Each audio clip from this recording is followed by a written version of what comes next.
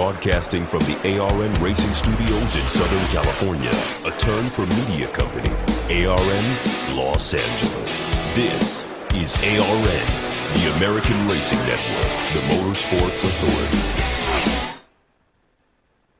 Now, drivers, start your engine! You're shifting gears on ARN with Alan Bailey. Well, there goes the neighborhood. You name it, we got it. NASCAR. He's going to do it. He's going to win the race and the NASCAR Sprint Cup Championship. California's Kevin Harvick does it. Holy cow! IndyCar. Will Power is an IndyCar champion. Thank you, folks. Drag racing. Jason line red lights and gives it away. Erica Ender-Stevens becomes the 17th champion in the history of funny car with a hammer down throw run. Supercross. Ken rocks it to the finish line. He wins the season opener here at Angel Stadium. And so much more. So get ready. You're shifting gears on ARN with Alan Bailey. Welcome on into a special Thursday edition of Shifting Gears right here on ARN. I'm Alan Bailey on this Thursday edition, Thursday, February 19, 2015, getting you ready for the Budweiser Duels at Daytona, happening tonight at the Great American Speedway in Daytona Beach, Florida. You can follow me on Facebook, Twitter, and Instagram at The Alan Bailey. Also want to take your calls tonight, 720-600-RACE. That is 720-600-7223. Standard messaging rates do apply. Going to talk about a lot of things tonight. We're not just going to talk NASCAR, even though it is going to be very heavy on the NASCAR talk. It's Speed Weeks. Of course we're going to talk NASCAR. Also, I have thoughts. KTM swept down in Arlington over the weekend. Everything's bigger in Texas. Dungey won. He kind of spearheaded the KTM kind of movement down there in Arlington at AT&T Stadium. And boy, was it a good race or what? I'm telling you. First time we've been down there, or excuse me, not our first time down there, but it felt like the first time down there because every time you go down there, it's so darn big and it's so impressive just to see the sheer size of the place. It's absolutely phenomenal. It truly is, and I absolutely love it. You have Marvin Muskin on the KTM win in 250, so it was a clean sweep for KTM down in Arlington. Incredible weekend for them last weekend. We're going to be talking about that. In drag racing, we're getting back to the track this weekend. Going to be the second race of the season this weekend out in Phoenix, and you got everybody that's going back. And after the first weekend, can John Force Racing kind of bounce back this weekend? We're going to talk about it a little bit and look ahead as to who might end up in winner's circle come Sunday afternoon out in Phoenix. We'll talk about that. Also, NASCAR. Lots of stuff happening from the quote-unquote idiotic, unquote, Daytona 500 qualifying to Kurt Busch having a new girlfriend, to him getting a restraining order, more or less, to keep away from his ex-girlfriend, the one who is the trained assassin. Yeah, Jeff Gordon winning the Daytona 500 pole in his final Daytona 500 race. You have the Budweiser Duels tonight on Fox Sports 1 that we're going to be previewing, and we're going to be taking you straight up into the race itself.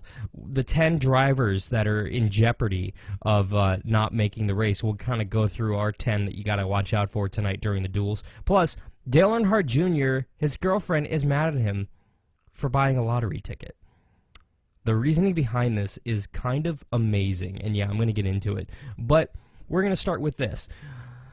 We're going to start in Daytona 500 qualifying because you remember qualifying, it's always been kind of crazy for the 500 because it is the Daytona 500, of course. And everything just kind of gets a little crazy and a little convoluted. But for years and years and years, how it basically happened was Sunday before the 500, 1 week before the Daytona 500, drivers would go out there in single-car runs, make their run, and the front row would be set, typically first and second. After that, we would go to the Budweiser Duel, and basically we would just go down to the duel, and that would determine the rest of the starting lineup in the two duel races that comprise of 75-mile races. The Twin 150s is what it was called, but now it's called the Duels. So why did NASCAR change it? Well, basically, when NASCAR went ahead and went to the group qualifying format, they wanted to do something for Daytona 500 qualifying as well. Last year, they went ahead and said, no, we're not going to do that, because here's what we're going to do. We're just going to go ahead and run group qualifying on Sunday, and then we'll do the duels as normal. That was basically the thought process. Didn't really work out. We had a crash, unfortunately, and it just... it left a bad taste in everybody's mouth, this qualifying setup. First off, qualifying at Daytona and Talladega at the restrictor plate races, it's just not good. Clint Bowyer eventually got into a gigantic crash, and it was triggered by Reed Sorensen, who's a quote-unquote start and park, or a quote-unquote underfunded team, as I like to call them, because he's not a start and park. He's trying to attempt to race the entire Daytona 500 if he can make the field. But ultimately, he did crash, or at least cause a crash, in his group qualifying session. And Clint Bowyer, after the race, he wasn't too happy, especially when the reporter from Fox Sports 1 went ahead and said, well, you were behind Reed Sorensen, and Clint fired off with this one. First of all, I was behind the 44. He come flying around, come up on the apron, jumps in front of me, then runs over the 51, stacks us all up, and I run into him. It's idiotic to be out here doing this anyway. There's no sense in being able to trying to put on some cute show for whatever the hell this is. Then you got a guy out there in desperation doing this crap like this. I mean, it's just, there's no reason to be out here. These guys have spent 6 months working on these cars, busting their ass on these cars, to go out there and have some guy out of desperation do that crap. But it ain't his fault. It's not. It's NASCAR's fault for putting us out here in the middle of this crap for nothing. There's absolutely, we used to come down here and worry about who's going to sit on the front row in the pole for the biggest race of the year. Now all we do is come down here and worry about how a starting park like this out of desperation is going to knock us out of the Daytona 500. We've been in meetings for 45 minutes just trying to figure out what in the hell everybody's going to do just so we can make the race. It's stupid. There's no sense in doing this. Honestly, that was Clint Bowyer right there after his qualifying effort on Sunday. I couldn't have said it better. You look at what Daytona 500 qualifying was, just, it for years has always been, like Clint said right there, showing off what the teams have done all winter. Because all winter long, you would prepare your Daytona 500 car. You'd work on that body, you'd work on the engine, you'd fine-tune everything, you'd go out there and you'd lay down a blistering lap. And then you'd get in the duels and you'd probably wreck that car and then have to go to a backup. But nevertheless, you would put your best foot forward. And for years, the Daytona 500 qualifying was, hey, look at me. We built the best engine. We built the fastest car out there by itself. That honor went to Hendrick Motorsports. They swept the front row with Jeff Gordon and Jimmy Johnson starting 1-2 in the 2015 Daytona 500 this year. But ultimately, it was just, geez. Well, now let's go ahead and let's go out there and see who can draft the best. That's what it is. The best drafters are going to get the pull now. Yeah. Again, the days of single-car qualifying at Daytona and at any racetrack in NASCAR are gone. That's something that we're never going to see again, sorry to say. But when you look at group qualifying, there are good aspects to it. It creates drama. It's exciting. And if you sit there and you honestly call me at 720-600-RACE, then and say, oh, I missed the single car qualifying, it was so exciting, I'm going to call you a liar, because you are a liar. Nobody, I repeat, nobody thought that single car qualifying at Daytona, at Talladega, at any racetrack that NASCAR goes to was exciting. If you're going to sit there and tell me, oh, I absolutely loved it, it was so exciting, it was so stupendous, oh my gosh, I absolutely loved it, I'm going to call you a liar, because you are lying, or you're deluded, or you're delusional, or you're crazy, or you just don't know the meaning of the word exciting. I refuse to believe that anybody thought single-car qualifying at any point in NASCAR history was exciting. I'm sorry, it was boring. It was extraordinarily boring. It was boring for the teams. It was boring for the drivers. It was boring for the fans. It was boring for NASCAR, but we didn't know what else to do. So we kind of just went, we'll deal. Now, qualifying actually gets in less than an hour, which I really, really, really like. And guess what? It actually gets done quickly, efficiently, and oh, by the way, we don't have to sit through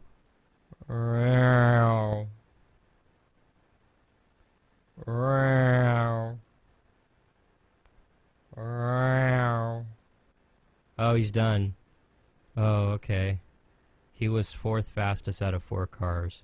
I can't tell if that's good or bad yet. Wait 30 cars.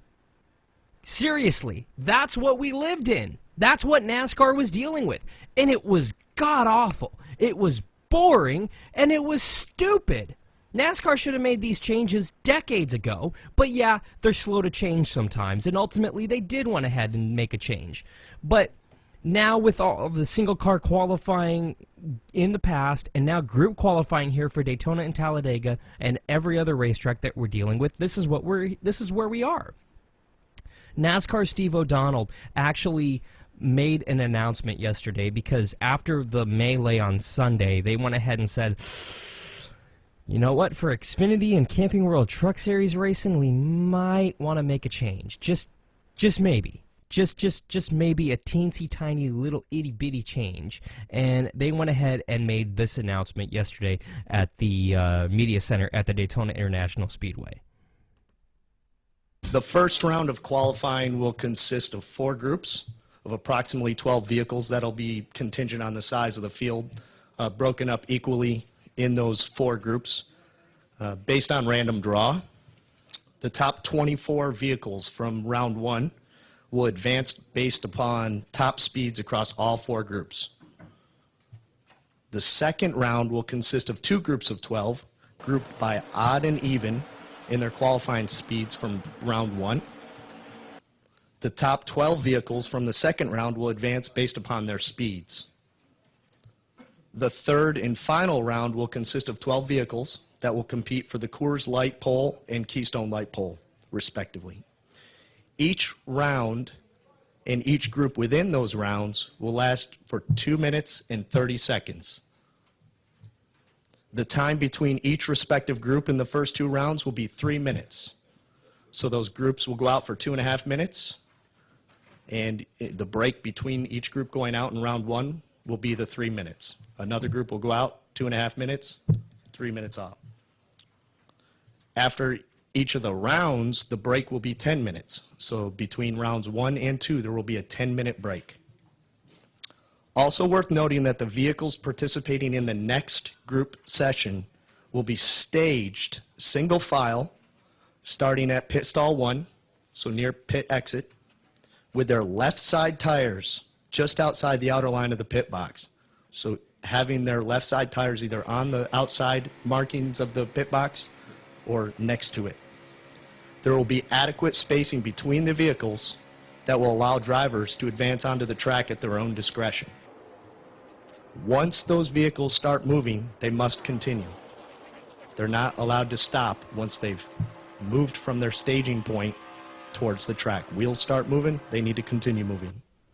Like I mentioned, we have a comment from our Executive Vice President and Chief Racing Development Officer, Steve O'Donnell, and that's being distributed along with a graphic that paints a little bit of a picture of what we're trying to accomplish here, and that's being distributed now. Let us know if you have any questions. Happy to answer those if I can. Thanks. And that's NASCAR official Kurt Corbin. I'm sorry right there, I misspoke earlier when I said that was Steve O'Donnell. And it makes sense. It really does. And to be clear, these changes are for only the NASCAR Xfinity Series and the NASCAR Camping World Truck Series this weekend at the Daytona International Speedway. As far as future changes are concerned, Steve O'Donnell made this comment in relation to, will we see these rules or similar rules to these play out for when we go to Talladega later this season? And he had this to offer. I think it's a fair question. I think we want to get through Speed Weeks, get the drivers and industry together, really evaluate all of Speed Weeks, candidly. We do that every year, but work with the industry and see what we can do, and then head into Talladega, and you'll probably see something definitely adjusted. And yeah, that's NASCAR official Steve O'Donnell right there. And yeah, listen, NASCAR is going to go ahead and make these changes for the Cup Series and for Xfinity and Truck Series across the board when it comes to Daytona and Talladega. They're trying it this weekend. with the Truck and Xfinity series because they want to see what it's going to be like. They want to see if there's going to be any issues. But mark my words, this, if not something extraordinarily similar to this, will appear when it comes to Talladega later this season, and especially Daytona in July and Talladega again in October. We'll see how everything plays out, but we'll see big changes in those respective series, especially the Cup Series later this year. So we'll see ultimately. Let me know what you think at The Alan Bailey on Facebook, Twitter, Instagram. You can also use the hashtag ARNRace. And yes, I am feeling better. I was dealing with one heck of a little cough right there and sickness right there, so I'm really glad, which prompts stuff like this, tweets like this, rather. This one's from Justin. Hey, Alan, just because you're near, just because you live near Disneyland doesn't mean you have to get the Ebola just to be cool like everyone else. Hashtag happiest place on earth. Yeah, I haven't been to Disneyland in about a year and a half, 2 years or so here, and no, I didn't get Ebola, thank goodness, but I was definitely in quarantine there for a little while. I'm glad I'm not sick anymore. Trust me, I still have a little bit of the runny nose and a little bit of the cough, but nevertheless, I can breathe again. I can get through the show without coughing up a storm. I do apologize for the last couple of weeks of shows where I was kind of coughing through the pain, and trust me, I coughed up a lung practically during the show that I did both last week at Winter Nationals a couple weeks ago with Gordon Stewart out there. So yeah, I'm really glad that I have my lung back because breathing's fun. Breathing's a lot of fun, actually. I really enjoy it thoroughly. Very much, actually. So I'll get into that a little bit later on. Yes, the Budweiser duels are tonight on Fox Sports 1. They're going to be kicking off in about 45 minutes here on Fox Sports 1. We will have the starting lineups for both Budweiser Duel number 1 and Budweiser Duel number 2. We'll break down who's doing what. And Jeff Gordon, it's his last Daytona 500. Can he win it? Does he have a chance to win it? And what does he have to do in order to win the 500 again this season? And more importantly, if you're Jeff Gordon and Jimmy Johnson and you're already locked into the field and you're already guaranteed a starting position on the front row, what do you do tonight in the Budweiser Duel? We'll talk strategy for the Budweiser Duel tonight. Plus, what's going on at John Force Racing? They had kind of a rocky start this season, out at the Winter Nationals in Pomona. They're heading to Phoenix this weekend for the second race of the 2015 NHRA Mellow Yellow Drag Racing season. We'll kind of talk about what they need to do in order to bounce back and why they weren't so great down in Pomona for the Winter Nationals. We will talk Supercross, believe it or not. Ryan Dungey kind of led a KTM sweep at Arlington last weekend. This weekend, more of the same possibly, or is it going to be something different? They're going to Atlanta this weekend, so yeah, we'll talk about it. We'll get into it. It's kind of cold out there, but I'm hopefully going to warm you up tonight here on Shifting Gears. So do me a favor, do not go anywhere. You're shifting gears right here on the American Racing Network. We're getting you ready for the 2015 Budweiser Duels at Daytona, going green in about 45 minutes here from the Daytona International Speedway. Don't go anywhere. You're shifting gears on ARN.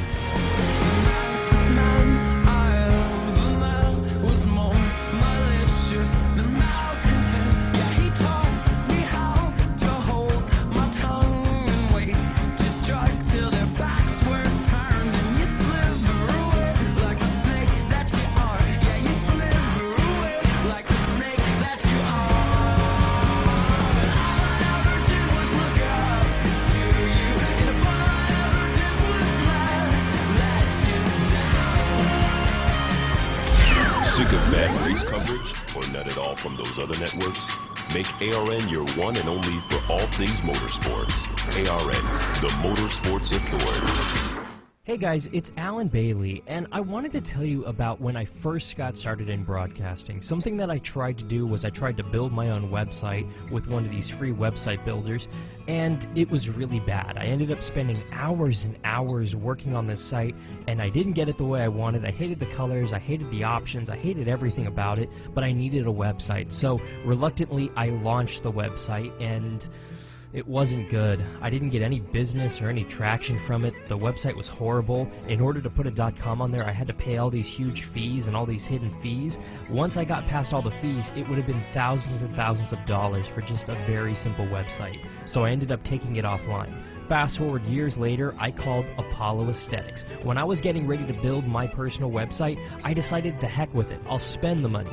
And I didn't care how much it was, anticipating spending thousands and thousands of dollars. And then, when I got the quote from Apollo Aesthetics, boy was I shocked, because the price was super, super low. Monthly payments with a low down payment. I gotta tell you, I've had such a pleasant experience. I'm not building any other websites. I've learned my lesson. I'm going straight to Apollo Aesthetics so they can build it right and they can do everything that I need. Whether you're looking to build a website, design a logo, figure out your hosting, your emails, and social media accounts, Apollo Aesthetics can help you with all of these, including building a shop for you to sell your product online. Log on to apolloaesthetics.com to request a quote. That's apolloaesthetics.com. Shifting Gears on ARN is powered by Stash Feed. Get the feed. Log on to stashfeed.com to see what you've been missing and get the feed. You're shifting gears on ARN. Here's Alan Bailey. My boy, oh boy, did yesterday suck real bad. But the good news is we got another car. We're going to try to get it into the Daytona 500.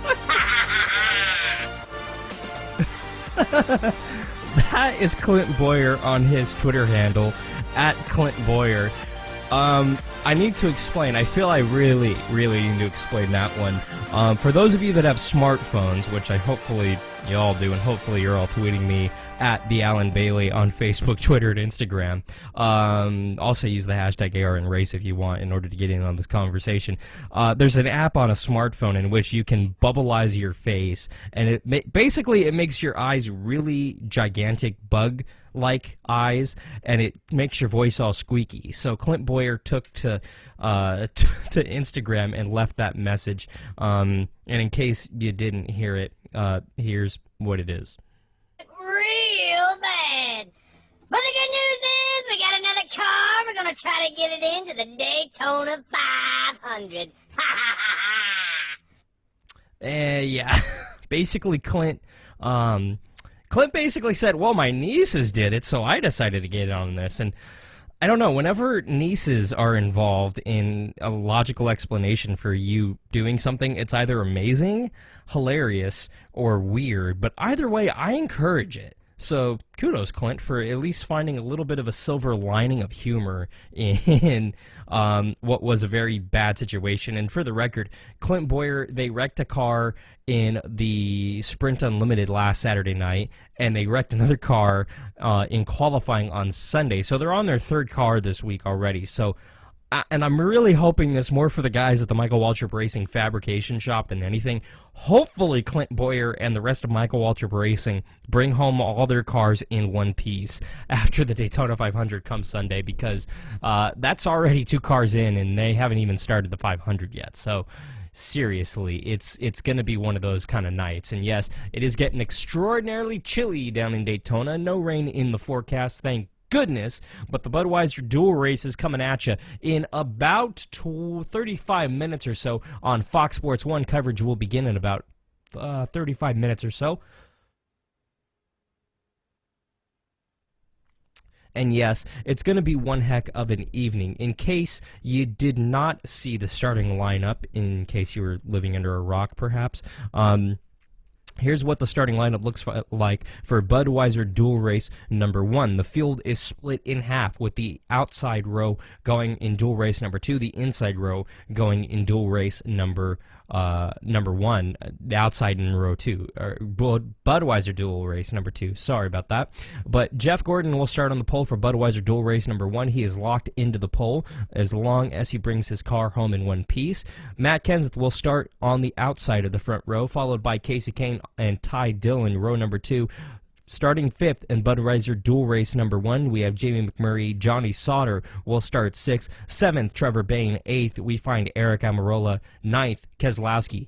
10th, Joey Logano. Rolling off 11th, we'll have J.J. Yaley, followed by Paul Menard. 12th. 13th in Budweiser Duel Race number 1 is A.J. Allmendinger, followed by the defending champ, Tony Stewart. His teammate at Stewart-Haas, Tony Stewart, rolling off in the 15th position. 16th, we find Casey Mears. Michael Annett rolling off 17th. 18th will be Kyle Larson. 19th, Michael McDowell. Clint Boyer will roll off in the 20th position in Duel Race number 1, followed by Justin Marks, Cole Witt, Landon Castle 23rd, 24th, Ron Hornaday Jr., and Dale Earnhardt Jr. will start dead last, 25th in Duel Race number 1 tonight on Fox Sports 1. Something to keep in mind also, Dale Earnhardt Jr. is not locked into the Daytona 500 as of yet. He more or less will have to race his way into the Daytona 500. His time was disallowed due to a technical issue with that rear end being too high on his nationwide Chevrolet for Dale Earnhardt Jr., so he starts in the back, but wherever he finishes and wherever he qualifies for the Daytona 500 will be his starting position come Sunday, but he still needs to race his way into the field for the Daytona 500. Budweiser Duel Race number 2, Jimmy Johnson starting on the pole for that, followed by Kyle Busch. Carl Edwards starting 3rd, followed by Austin Dillon 4th, 5th. Martin Truex Jr. rolling off 6th in Budweiser Duel Race number 2. The 16 car of Greg Biffle, followed by Sam Hornish Jr. in that number 9 Twisted T Ford. Ricky Stenhouse Jr. starting 8th, followed by Ryan Blaney in that Wood Brothers Ford rolling off 9th. We have Michael Waltrip subbing for the injured Brian Vickers, who's going to be rolling off 10th in that number 55 Toyota. Bobby Labonte going to be rolling off 11th, followed by Alex Bowman 12th.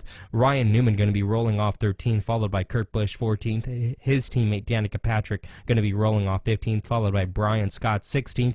Justin Allgaier rolling off 17th, with David Gilliland rolling off 18th. 19th, Jeb Burton, the rookie, going to be rolling off 19th in Budweiser Duel Race number 2. 20th, Reed Sorensen. 21st, David Reagan. 22nd, Josh Wise. 23rd, Mike Wallace. And 24th, Denny Hamlin, going to be rolling off in Duel Race number 2. Hamlin, same issue as Earnhardt, time disallowed because of a technical issue. He failed pre-qualifying inspection, so he will not He is not, locked into the Daytona 500. He still needs to qualify in tonight's Budweiser Duel Race number 2. The first Budweiser Duel Race is going to be extraordinarily tight. It's going to be extraordinarily competitive. The reason being is there's a lot of big names and a lot of fast cars in Duel Race number 2, or Duel Race number 1 rather, and you have a lot of drivers who are already locked into the field, so they're going out there purely looking for a good position. But looking towards the back of the pack, you have guys like Ron Hornaday, Landon Castle, Cole Witt, Justin Marks, Michael McDowell, Michael Annett, who are not locked into the field at all and cannot fall back on their speed. So they need to race their way into the field, and they need to finish top 15th or better. So that race for 15th is going to be a heated one, and it's going to be a very competitive one. You're going to see guys realistically like Jeff Gordon, Casey Kane, if they're not up near the front and if they're not 1-2 on the field, they're going to fall back and they're going to fade away near the back, because Jeff Gordon's already locked into the field. He's a guy who's going to try to keep his car out front, but if he has a tire go down, if the car's handling goes away, if things aren't going right, if he sustains any damage, look for him to fall back and just ride around in the back, maybe pull around to pit road, because he doesn't need to take any chances. He's already locked into the field. He's already locked onto the front row starting on the pole, but he has nothing to gain tonight. If he wins the Budweiser Duel, great. He gets absolutely nothing except for the big trophy at the end of the night, but he doesn't get anything when it comes to the Daytona 500 come Sunday. So really it's in his benefit to keep that Drive to End Hunger Chevrolet in one piece and keep it out of harm's way. Will there be a big one tonight? Absolutely. It's a question of when. You look at it, you're going to have a lot of desperate drivers gunning for position, and these cars have all run during the day. We're running at night, so the car's handling is going to be a little bit off than what what they've been feeling all week down in Daytona Beach. And tonight, it's a very cold night down in Daytona Beach, Florida. Heaters are out. Everybody's bundled up real tight. It's fairly cold out in Daytona Beach tonight, so that's something that's really going to be playing into a factor tonight, actually, in Daytona Beach, Florida. So we'll keep an eye on the weather. It's not going to be a drastic change from Dual Race 1 to Dual Race 2, but nevertheless, it's going to be one of those things where you have to keep an eye on the weather patterns for this weekend. Tonight, it's going to be, believe it or not, with a low of 28 degrees. Currently, it's 47 degrees out at the Speedway. That's fairly cold. It's very cold. The sun is already more or less set. There is a little bit of lingering light as the sun is still kind of lingering right now at the Daytona International Speedway, but the lights are on at the Speedway. Fans are already on the track, and they're looking for a great race tonight, and they're absolutely going to see that tonight. Dual race number 2, that's going to be the very high-tension one, because dual race number 1, guys already know, hey, I have to finish here or better or just sit down and pray. Guys in dual race number 2 who have to qualify in have a much greater advantage because they already know, okay, so-and-so finished here, so-and-so finished there. I need to finish here or better. If I don't do that, I'm not going to make the race. So you have guys who are not going to be taking chances. If you have... just looking at the field for dual race number 2, you have guys like Mike Wallace, Josh Wise, David Reagan, Reed Sorensen, Jeb Burton. You have Brian Scott and Danica Patrick, who are not in the Great American Race yet. They haven't qualified in on time. You might see them go up there and try to make something happen near the end, but if they're well in a position where they're going to qualify for the Great American Race, they're going to sit there and they're going to ride it out. They're not going to take unnecessary risks. But if they're in a position where they're very tight, or it's questionable if they're going to make the race based on where they are on the field, in Budweiser Dual Race number 2 later tonight, then they're going to go up there and try to make things happen. But if they're secure, they're going to stay there. Same thing with Jimmy Johnson. If he's not up out front, he's going to be in the back because there's absolutely nothing for him to gain and everything for him to lose in this race. But keep an eye on those teammates of Kyle Busch and Carl Edwards. They're going to be extraordinarily fast in Budweiser Dual Race number 2, and they have their teammate Denny Hamlin, who's starting shotgun on the field. How long before Hamlin makes his way to the front, and how long before he gets there and hooks up with teammates Kyle Busch and Carl Edwards?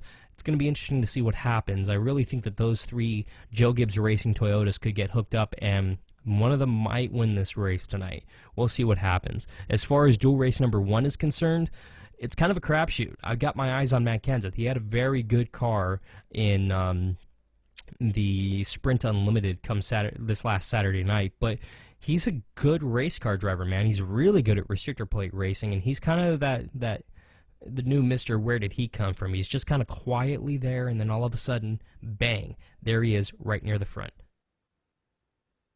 But we'll see what happens to Matt Kenseth tonight. We'll see what happens to all of these guys. That's why we watch the races. 30 minutes or so until the start of dual race number 1 on Fox Sports 1. We're going to see what happens. We're going to see who makes the race and who's going to start the Great American Race this Sunday, the Daytona 500. It's going to be one heck of a race. I hope that you get a chance to watch it later tonight on Fox Sports 1. What we'll go ahead and do now, we'll step aside. When we get back, going to talk some drag racing. John Force Racing not off to the greatest start in 2015. What led to them starting from behind the 8 ball, and why did they have such a disastrous race out in Pomona in the Winter Nationals, and what do they have to do in order to bounce back this weekend in Arizona? Plus, can KTM carry the ball that they started rolling out in Austin all the way through Atlanta this weekend? We'll talk about Supercross and drag racing when we get back. Don't go anywhere. You're shifting gears right here on ARN. Do not go anywhere at the Alan Bailey, Facebook, Twitter, and Instagram in order to get on this conversation. Hashtag ARN Race. Like I said, you're shifting gears on ARN.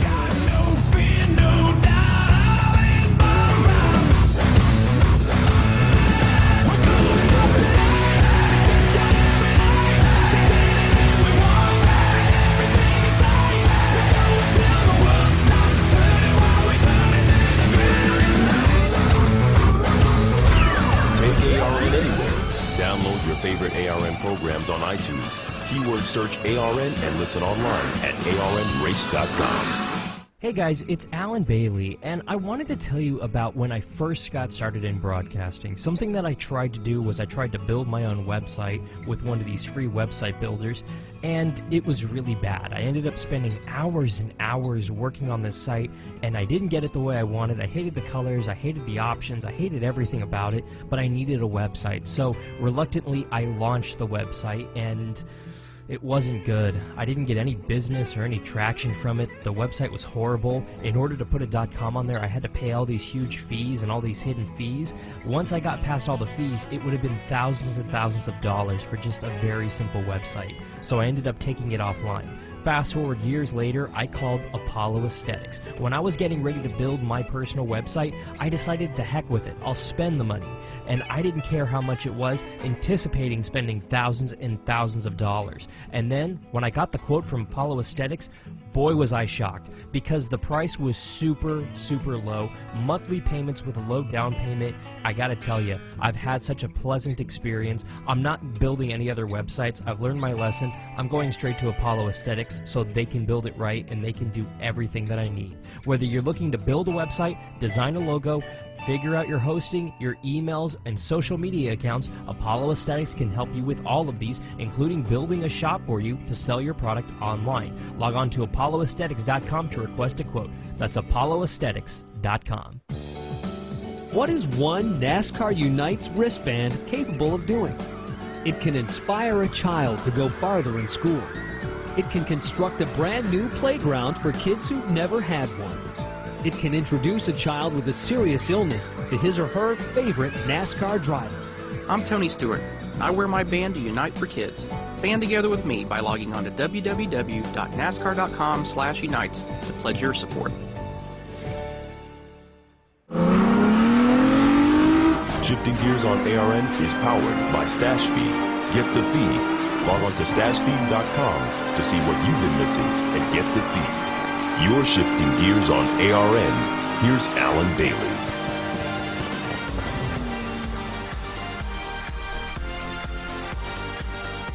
(720-600-RACE) 760-7223 is your phone number. At the Alan Bailey is your Twitter handle. And you can also use the hashtag ARNRace in order to get in on this conversation. I highly encourage you to do so. You can send me stuff like this one from Jeff. Maybe Kyle Larson needs to put the rookie stripe back on. Okay, Jeff, if you're referring to the crash that he may or may not have had a huge part in, in the Sprint Unlimited on Saturday, he's still young, man. You got to realize that he's only had a handful of restrictor plate races under his belt, and yeah, there are certain things that you just need to keep in mind. One of them being that you have to truly, truly, truly watch just what you're doing every given lap out at Daytona and Talladega, because it's extraordinarily fast, extraordinarily fast. You slip up for a millisecond, and it's a 10-car pileup, literally. So I'm cutting the kid some slack because, like I just said, he's a kid, okay? We need to keep that in mind when it comes to racing at Daytona and Talladega. This one coming from Chrissy on Facebook. Last I heard, Kurt Busch moved on and has a new girlfriend. I don't think he has any plans of being near Psycho Driswell. Ooh, yes, getting the daggers in there. I like it. Yes. For those of you that haven't heard yet, Kurt Busch does have a new girlfriend, actually, and she has been at Speed Weeks all week. It's no surprise. He's moved on in the relationship. He had a bad relationship that ended badly, apparently, and it could have ended really badly, depending on what side of the fence you believe. But no, if the one thing we do know is that Kurt Busch posed for pictures with his new girlfriend, Ashley Van Meer, next to the 41 car all weekend. She was there for the Sprint Unlimited. She was there for the qualifying session on Sunday, and as far as I know, she's there tonight for the Budweiser Duel races down in Daytona. Coverage going to be kicking off in about 22 minutes or so here on Fox Sports 1. But yes, ultimately, things aren't going too well with him and his ex. In case you don't know, Kent County Family Court Commissioner determined Monday that Kurt Busch must stay away from his ex-girlfriend, Patricia Diswall. Likely that's going to happen. However, with everything that's been going on, I don't know, because Driswall, her company, her organization, quote unquote, does a lot of work with NASCAR. And yes, her company's been dealing with NASCAR for the better part of 10 years, and strangely enough, nobody knew that her company even existed until about right around the time she started dating a NASCAR driver. Funny how that happened, right? Very funny. Interesting. Who knows? But it's one of those things. Basically, he has to stay within a certain distance from his ex, and yes, if you're wondering, Stewart-Haas has a contingency plan in order, just in case something were to happen. Let's just say, in case anything were to go bad. In case you're wondering, team owner Tony Stewart says that there's a plan should Busch be unable to drive the season because of legal issues or because of issues with NASCAR. Stewart did not reveal specifics if Busch is eventually ordered by a court to stay away from his girlfriend and gets punished by NASCAR. We do know that now that that order is in place, he has to stay within a, quote, reasonable distance from her, unquote, from when they're at the racetrack, and he can't go to her house, he can't go anywhere near her, which ultimately seems like something that was best for everybody. Reason being is domestic violence issues are cited as the main cause for the order, but it smells fishy, man. It really does. I'm not downplaying domestic violence. I'm really not. Just from where I'm sitting, and this is strictly my opinion, from where I'm sitting as somebody who's a third party looking out onto everything that's going on, it looks to me like Patricia Diswall is using domestic violence in order to, quote-unquote, take down Kurt Busch for whatever reason. I'm not saying that Kurt's perfect. I'm not saying that he doesn't have issues. I'm not saying that he doesn't have a temper.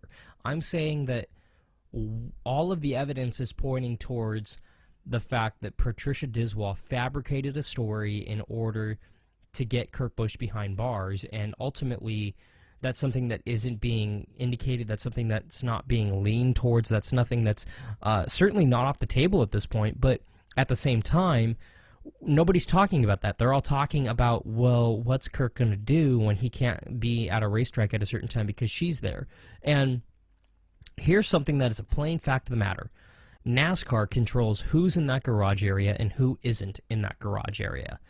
Now, if I'm NASCAR, do I want to have a former champion and one of the drivers that is a chase driver in 2014 and potentially a chase driver in 2015, do I want to keep one of the drivers that's a former champ, that's a chase contender, out of my garage area?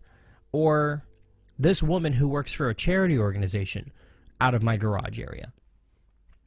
If I'm NASCAR, I'm going to go ahead and have to say, sorry, lady, you have a restraining order against him. He works here. You don't. You have an office. We can get you a trailer outside of the racetrack. Sorry, you can't come into our racetracks. You can stay on the outside of the racetracks. That's fine. We're not going to let you come into the racetracks. So sorry. That's a distinct possibility here. And no, NASCAR is not going to go ahead and downplay domestic violence by any means, but the courts haven't decided yet. The courts haven't ruled if there was domestic violence, if there isn't domestic violence, so it's a big wishy-washy mess. Ultimately, we'll see. I don't know. I'm leaning towards I don't believe her, but ultimately, I'm not in that courtroom. I haven't seen all the evidence, so I'm ill-informed at this point. If it's domestic violence, then yes, Kurt Busch should see time behind bars because that's a serious issue. No, he shouldn't be driving in NASCAR if that's the issue. But the fact of the matter is, at this point, somebody has cried wolf, and NASCAR at this point, and so is Stewart-Haas, have said, no, until we see the evidence, until the courts make a decision, we're not going to make a decision. And NASCAR is doing the right thing. They're letting the legal system take over because it's the legal system that ultimately is going to decide this. If Kurt Busch is found guilty, I can almost guarantee you NASCAR will ban him and probably Stewart-Haas will fire him if that happens. If he's acquitted and it turns out that this was all fabricated by a jealous ex-girlfriend, quote-unquote, then guess what? He keeps racing. NASCAR isn't judge, jury, and executioner. Neither is Stewart-Haas Racing. There are a number of groups out there who are saying, how dare NASCAR, how dare Stewart-Haas Racing allowing this domestic violence person race in NASCAR, how dare they, No, we don't know that. I can't call Kurt Busch a violent person that's guilty of domestic violence because he isn't.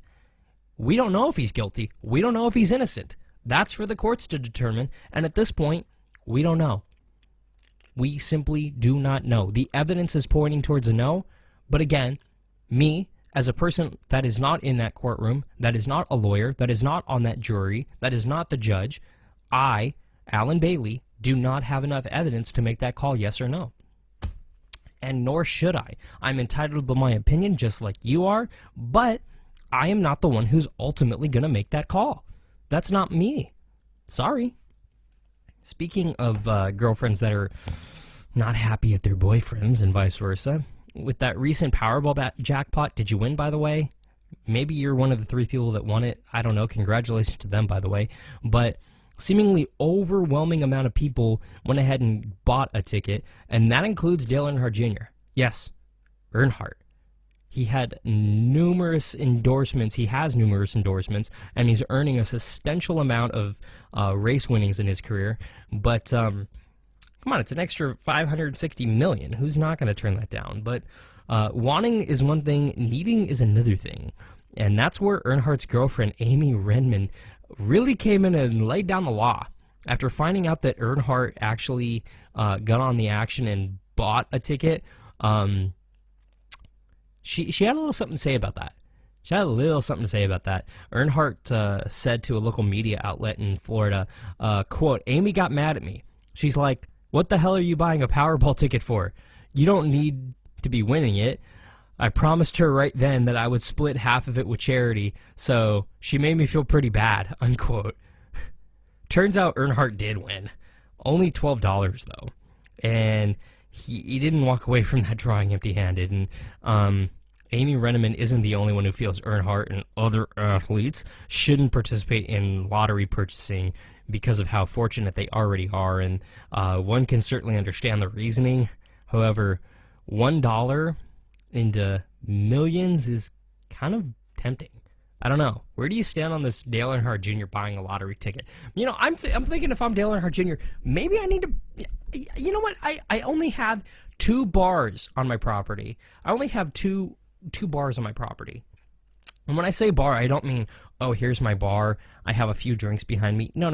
I mean he built Whiskey Tavern, and he built an actual bar, like a building with a full-size bar that can seat 15 people on the bar, and then a couple hundred in the dining room. He built 2 of those on his property where he lives at home.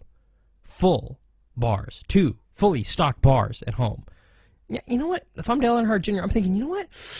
I only have 2 bars, so if I run out of Budweiser in one bar, and then by some miracle I run out of Budweiser in another one, then I'm definitely going to need that 3rd bar. I need that 3rd bar in my life in order to just fill that void. I need that 3rd bar. It would make me feel good. Yeah, I'm going to go ahead and get that 3rd bar. I need that $560 million. Yeah, I need that Powerball win. I don't know. It just seems a little off. If I'm Dale Earnhardt Jr., maybe I don't need to be buying that lottery ticket. I'm kind of with his girlfriend on this one, yeah. I'm very much on the side of his girlfriend with this one. He really doesn't. He really doesn't. Because the man made roughly that much, and oh, by the way, when it comes to richest NASCAR drivers, that list just came out by Forbes, and it turns out Dale Earnhardt Jr. is topping that list by, like, a lot. Turns out if you own a truck and an Xfinity Series team, and you won a couple Daytona 500s, and you finished in the top 10 in NASCAR points, and you have all the endorsements that Dale Earnhardt Jr. does, turns out you're making upwards of close to $100 million a year, yeah. Who would have thought? Dale Earnhardt Jr., NASCAR's most popular driver, makes a lot of money? Oh my gosh! Stop the presses! This is breaking news, boys. I don't know why we're not talking about this, man. This is some big news here. Yeah. This is new stuff here. All right, I need to switch gears. I'm not talking about Dale Earnhardt Jr. and alcoholism and spending money and stuff because I don't have that much. But nevertheless, I want to talk Supercross. Because Monster Energy Supercross, they took to AT&T Stadium, which, by the way, wow. I want that TV in my house. Come on. Who doesn't? That big screen that's in AT&T Park? Come on. I want that. Give it. But nevertheless, we saw a spectacular race on Saturday night. Truly, truly we did. Dominating night for Red Bull KTM, who not only grabbed the 250 class with Ryan Dungey winning it in his second of the year, but also the opening race of the Eastern Regional 250 Supercross class with Marvin Muskin. Each rider led every lap of his respected main. Basically, clean sweep for KTM, with its third ever main event sweep in both classes. Now, Dungey led the field out of the gate in the 450 class to earn the Supercross live hole shot in front of Davey Millsap, and it really truly was a close race. We saw some good racing mid-pack. We really did. Roxon provided some really good racing, but ultimately it was Dungey who was out front and showing us why he has and still continues to have that red faceplate on that number 5 KTM. Truly, he's very fast, and can they carry this in can they carry this momentum from Arlington into Atlanta this weekend? I personally think they can. They're right there, man. It's not like, oh, you need to go hit reset on the season. No, it's one of those things where you just have to kind of look at your schedule and go, yeah, that makes sense. That really does make sense that we're doing this well. And it does. When you look at it, it absolutely makes sense. They're going to the Georgia Dome this weekend. They're going to go there for 2 weeks, and then they're going to head down to Daytona. But ultimately, it's the Georgia Dome this weekend, Atlanta. We'll see what happens ultimately. It's going to be one of those really tight races. I expect another technical track because Supercross is doing this thing where ultimately they start out with these fast racetracks to kind of get the fans pumped, seeing these big high speeds blistering down early on in the season. And then the tracks get a little technical towards the middle and end of the season, and we're definitely seeing that movement right now. Now, this track that we're going to see this weekend in Atlanta in the Georgia Dome, I definitely think we're going to see more of a faster track than we have in the last couple of weeks. If you look at the animated track preview that's up on ARNrace.com, you'll definitely see it has potential to be fast in some areas, but there's also some highly technical issues with the track as well. So keep an eye on this weekend for being a very technical track. Guys could potentially really eat it at in certain areas of the track, so we'll see what happens this weekend out in the Georgia Dome. Now, drag racing. Want to get into drag racing as well. John Force Racing. Oh boy, I know I talk about them a lot, but I think that they're really a main story going into 2015. And the reason being is they're not that great right now. They're struggling. They had a not so great weekend in the Winter Nationals, to put it lightly. I know John would probably kick my ass for saying that, but it's the truth. It really is, because John Force and John Force Racing spent the offseason really searching for sponsorship and really putting together the cars, and ultimately they got behind. They really truly did. They didn't make the cars as fast as they should be. They are a little behind. They're starting a little behind, and they're trying to go out there and trying to take these cars that ultimately aren't as fast as everybody else and get them as fast as everybody else. Can they make up the difference? Yes. Will they make it up this weekend in Phoenix? I don't think so. I really don't know, because they're struggling. They truly are. They're still trying to put together their Chevy cars, and keep in mind, they're using their Ford bodies and just slap Chevy stickers on the thing because of NHRA rules. Hint, hint. So ultimately, it's one of those things where we're going to have to see what happens with John Force Racing over the course of the season. But nevertheless, you look at everything that's going on. John, Ashley, Courtney, Brittany, they're smart people over there. And Ashley's, yes, she's not driving right now. She's working in the office. But all of John Force Racing, Robert Height, all of them, incredibly intelligent people. They're very fast drivers as well. They're very fast in good teams. Mark my words, they'll bounce back. Yeah, it probably will take them a few race weekends here. Yeah, but ultimately, they'll bounce back. Just give them some time, and we'll definitely see them really back. Really come back in 2015. I think definitely by Indy, but I think within the next, I want to say 2 months, we'll see them bounce back and really seriously contend for race main wins, and definitely truly just go forward. And with that, ultimately, we're in the latter part of the program.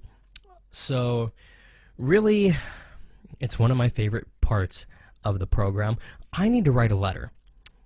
I'm trying to keep the U.S. Postal Service in operation for some strange reason. I don't know why anybody sends a letter anymore, but I think that handwritten letters are kind of an art form that is dying ultimately, so I want to keep that art form alive just a little while longer and really enjoy it and rival in it, because ultimately I think it is good. And given the drama and everything that's going on in NASCAR with their qualifying, I think it's only appropriate that I write this week's letter to NASCAR.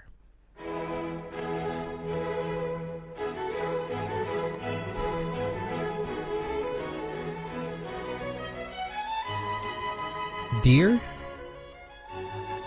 NASCAR and Brian France, thank you for taking the sport that I love and keep trying to tweak it. Thank you for attempting to move into the modern age by removing crewmen from pit road and putting cameras on pit road in order to make things safer, while simultaneously keeping your NASCAR officials fat. Thank you, NASCAR, for trying to make qualifying more exciting.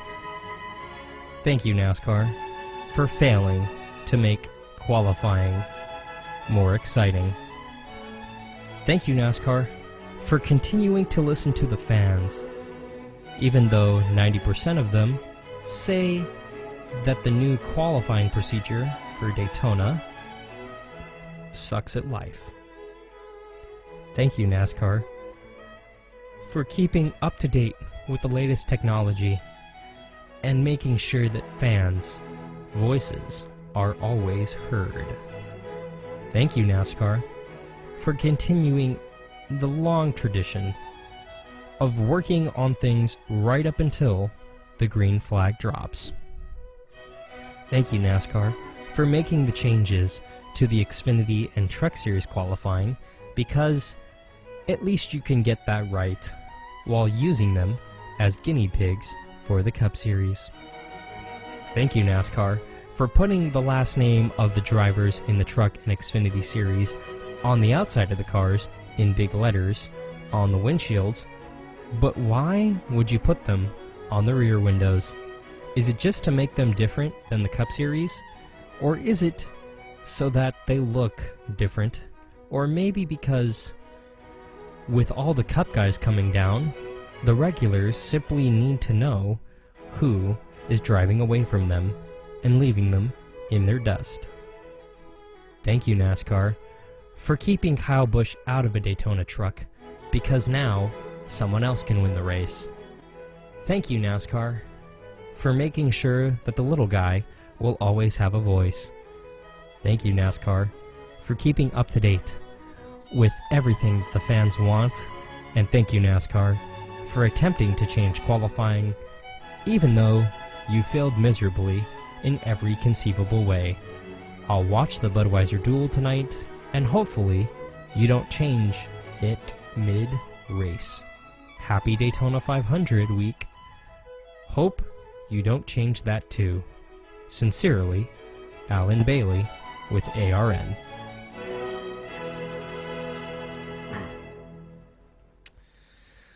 I'm going to mail that today, and I'm dead serious when I say that, because we, for some reason, need to keep the U.S. Postal Service operational. Don't know why, but we just do. I've always been told that we do, so I'm going to continue that long tradition of not knowing why we keep it open and keep it open. Other than delivering packages for the life of me, I really don't know why they're operational still, but for some reason I feel the need to pay 60-something cents or whatever, or I could just send an email. I'm not too sure. I don't know. We'll see. Ultimately, it's going to be a good weekend of racing. For the 500, who's my pick to win it? Simply put, I don't know if I can pick somebody, but my sentimental favorite, Tony Stewart. I think it'd be extraordinarily cool to see Tony Stewart walk away with a victory tonight, this weekend, rather, in the Daytona 500. The truck race on tomorrow night, Friday night, is going to be really good. The Xfinity race on Saturday is also going to be really good. The Budweiser Duel races tonight on Fox Sports 1 going to be extraordinarily competitive. We're going to see kind of a preview as to what we're going to see come Sunday.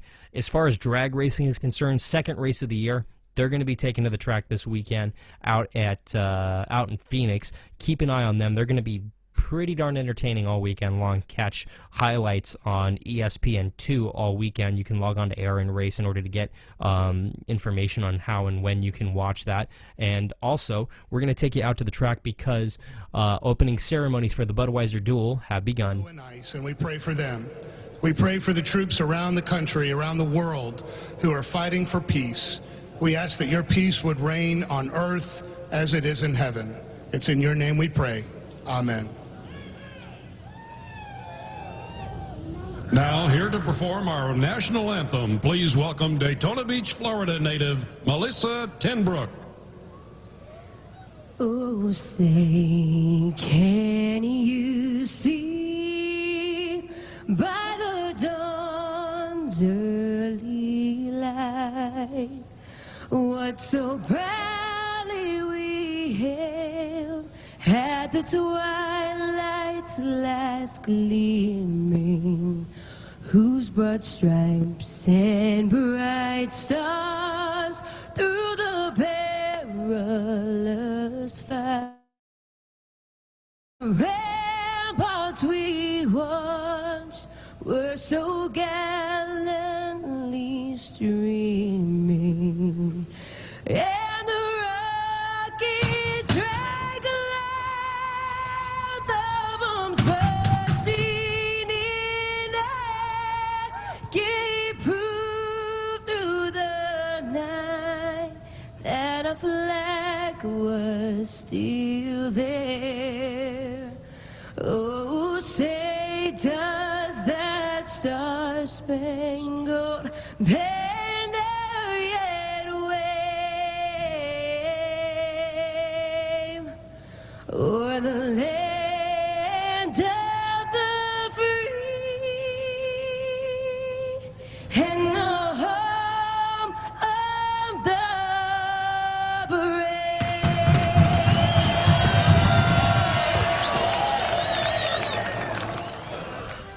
And with that, the 2015 Budweiser Duel about to kick off. Budweiser Duel Race number 1 about to get the command to fire engines on Fox Sports 1. Go ahead and change over right now in order to watch the Budweiser Duels from Daytona. Good luck to everybody out in the Great American Race this weekend. Also, good luck to everybody at Supercross this weekend out at Atlanta. Everybody down in drag racing, the NHRA down in Phoenix this weekend. And stay safe if you're in the Daytona area. For everybody here at the American Racing Network and Shifting Gears, thanks for listening to our pre-race coverage of the Budweiser Duels at Daytona. For everybody here at the American Racing Network, I'm Alan Bailey. See ya at the track. You've been listening to the American Racing Network, a turn for media company. This is ARN, the Motorsports Authority.